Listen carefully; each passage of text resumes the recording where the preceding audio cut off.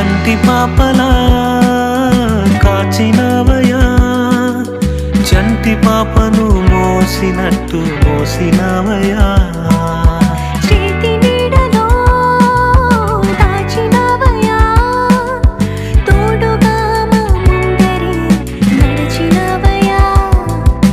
పోషించినవయా, బలపరచినవయా, భయము వలదని ధైర్యమునిచ్చినవయా.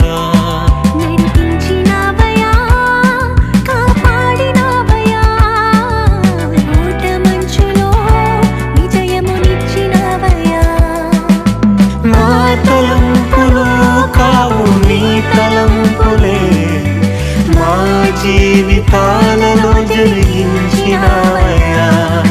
మా ఊహలే కాదు నీ ప్రణాళికే, మానక